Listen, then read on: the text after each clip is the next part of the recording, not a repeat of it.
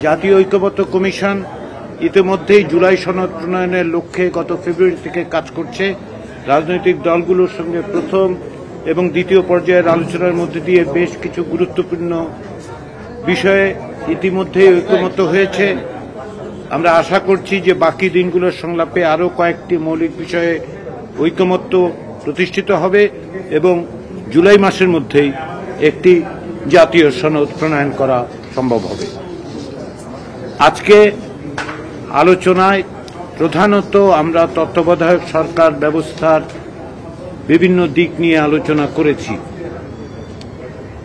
আপনারা জানেন যে সমস্ত রাজনৈতিক দলই এই ব্যাপারে একমত যে নির্বাচনকালীন তত্ত্বাবধায়ক সরকার ব্যবস্থা পুনঃপ্রতিষ্ঠা করতে হবে, যার অর্থ হচ্ছে যে নির্বাচনকালীন তত্ত্বাবধায়ক সরকার ব্যবস্থা পুনঃপ্রতিষ্ঠার জন্য সংবিধানের ১২৩ অনুচ্ছেদের ৩ উপ অনুচ্ছেদ সংশোধন করতে হবে এবং সংশোধিত ভাষ্য হবে ত্রয়োদশ সংশোধনীর বিধান, যা পঞ্চদশ সংশোধনীর মাধ্যমে পরিবর্তিত হয়েছিল।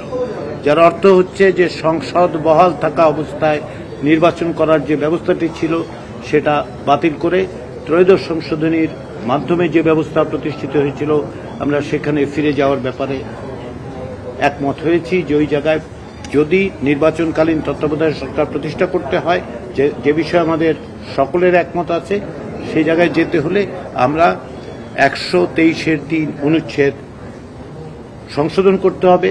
ত্রয়োদশ সংশোধনের মধ্যে দিয়ে যে ব্যবস্থা তৈরি করা হয়েছিল সেখানে ফিরে যেতে হবে।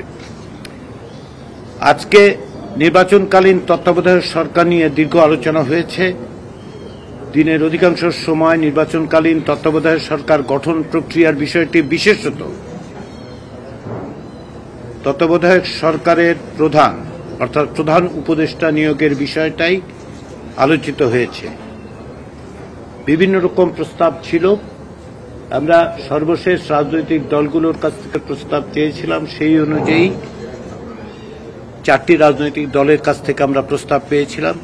সেগুলো হচ্ছে বিপ্লবী ওয়ার্কার্স পার্টি, বাংলাদেশ জাতীয়তাবাদী দল, ন্যাশনাল সিটিজেন্স পার্টি এবং জামায়াত ইসলামীর পক্ষ থেকে। কমিশন ওই প্রস্তাবগুলির ভিত্তিতে আজ সকালে একটি সংশোধিত প্রস্তাব হাজির করে। অধিকাংশ দল মনে করেছে যে এই সংশোধিত প্রস্তাবের মধ্যে গত কয়েকদিনের আলোচনার বিষয়গুলি প্রতিফলিত হয়েছে। একই সঙ্গে রাজনৈতিক দলগুলোর পক্ষ থেকে যেসব প্রস্তাব দেওয়া হয়েছিল সেগুলোকে সমন্বিত করা সম্ভব হয়েছে। তারই প্রেক্ষাপটে বিভিন্ন রকম আলোচনার মধ্য দিয়ে কিছু সংশোধন সংযোজনের প্রশ্নটা ওঠে এবং সেই লক্ষ্যেই, সেই আলোচনার প্রেক্ষিতেই কমিশন দিনের মাঝামাঝি সময়ে আবারও বৈঠক করেছে এবং বৈঠক করে আরেকটি সংশোধিত সমন্বিত প্রস্তাব উপস্থাপন করেছে। এই প্রস্তাবটিতে বিস্তারিতভাবে প্রধান উপদেষ্টা নিয়োগের পদ্ধতি বলা হয়েছে। এই প্রস্তাবের অধিকাংশ বিষয়ে দলগুলো একমত হয়েছে। এই প্রস্তাবের একটি লিখিত ভাষ্য তৈরি করা হয়েছে এবং বিষয়টির গুরুত্ব বিবেচনা করে ওই লিখিত প্রস্তাব রাজনৈতিক দলের প্রতিনিধিদের কাছে দেয়া হয়েছে। তারা ওই খসড়া প্রস্তাবটি নিয়ে দলগতভাবে আলোচনা করে আগামীকাল আমাদেরকে মতামত জানাবেন। তারই পরিপ্রেক্ষিতে আমরা আশা করছি পরশুদিন আমরা এ বিষয়ে আমাদের কমিশনের অবস্থান বা একমত হওয়ার জায়গাটা বলতে পারব।